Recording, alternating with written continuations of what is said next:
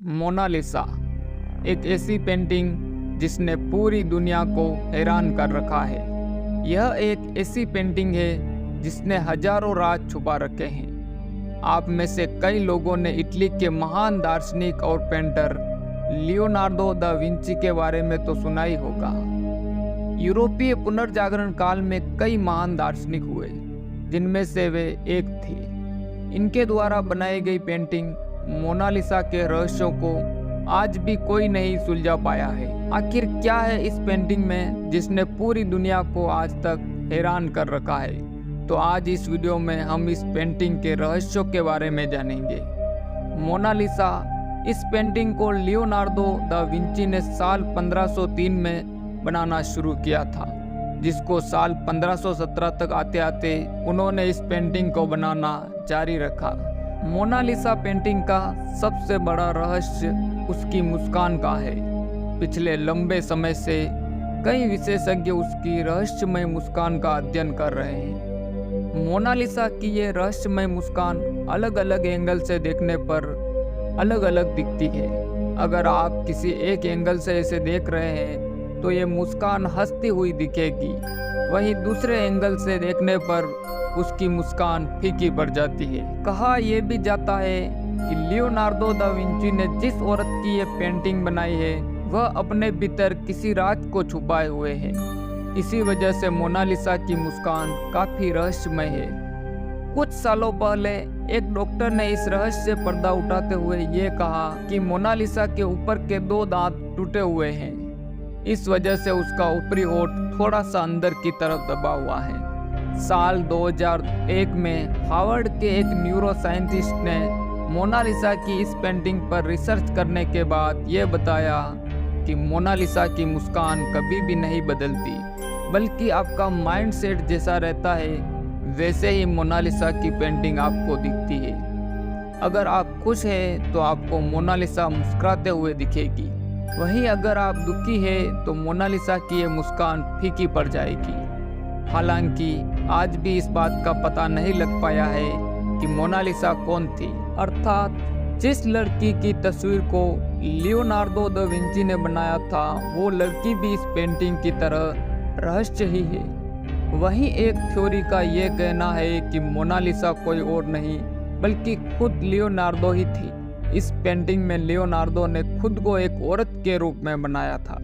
ये अब तक की सबसे कीमती पेंटिंग है, जिसका मूल्य करीब $867 मिलियन है। इसकी कीमत भारत में करीब 6.4 हजार करोड़ रुपए है। मोनालिसा को इसलिए भी रहस्यमय पेंटिंग माना जाता है क्योंकि एक बार फ्रांस के एक आर्टिस्ट लुस मास्पेरो ने 23 जून 1852 को पेरिस के होटल की छत से कूदकर अपनी जान दे दी।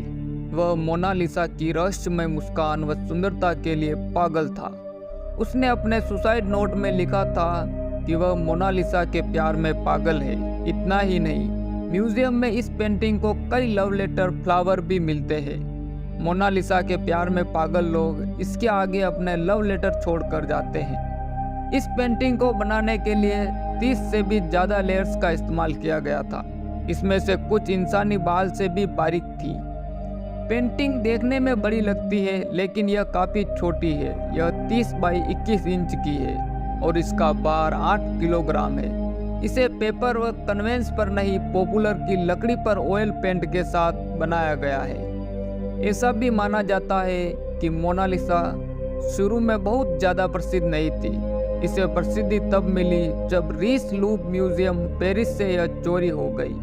21 अगस्त 1911 को इतने बड़े म्यूजियम से पेंटिंग का चोरी हो जाना बहुत ही बड़ी बात थी। इसके चोरी होने के बाद पहला शक पेंटर पाब्लो पिकासो पर गया था, लेकिन उनसे पूछताछ के बाद यह इल्ज़ाम उन पर से हटा दिया गया। काफ़ी खोज के बाद पता लगा कि इसे म्यूजियम के ही एक कर्मचारी वर्कर विंसेंजो पेरुगिया ने चोरी किया था। वह इस पेंटिंग को वापस इटली लेकर जाना चाहते थे।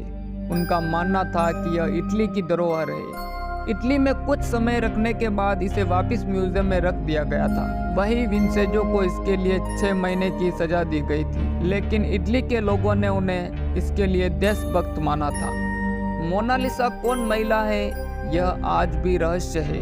लियोनार्डो दा विंची पेंटर होने के साथ एक लेखक भी थे, लेकिन उन्होंने कभी भी इस पेंटिंग के बारे में कुछ नहीं लिखा, न ही कभी बताया कि यह महिला कौन है जिसकी यह पेंटिंग बनाई गई है। कुछ रिसर्च का मानना है कि यह पेंटिंग लिस गेरादिनी की है, जो कि फ्लोरेंस की इटालियन की महिला है।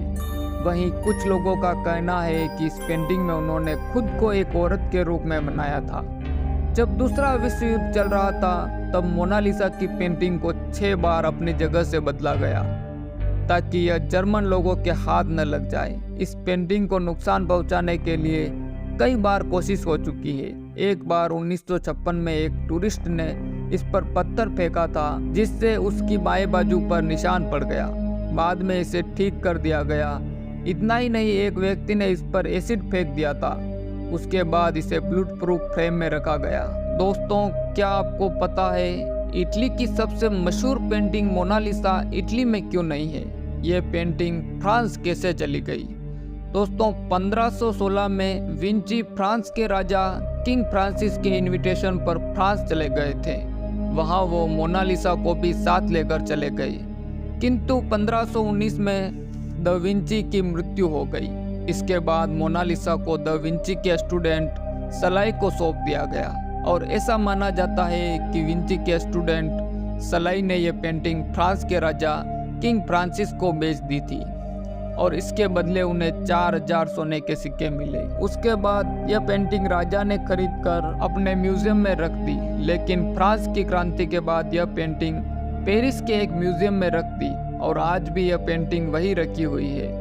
दोस्तों, कुछ लोगों का मानना है कि यह पेंटिंग आज भी अधूरी है, क्योंकि ऐसा माना जाता है कि यह पेंटिंग बनाते समय ही लियोनार्डो दा विंची की मौत हो गई थी। कुछ लोग मोनालिसा को एक साधारण पेंटिंग समझते हैं, लेकिन ऐसा नहीं है। समय समय पर ऐसे दावे होते रहे हैं कि लियोनार्डो दा विंची की यह पेंटिंग सच में सीक्रेट कोड छिपाए हुए है।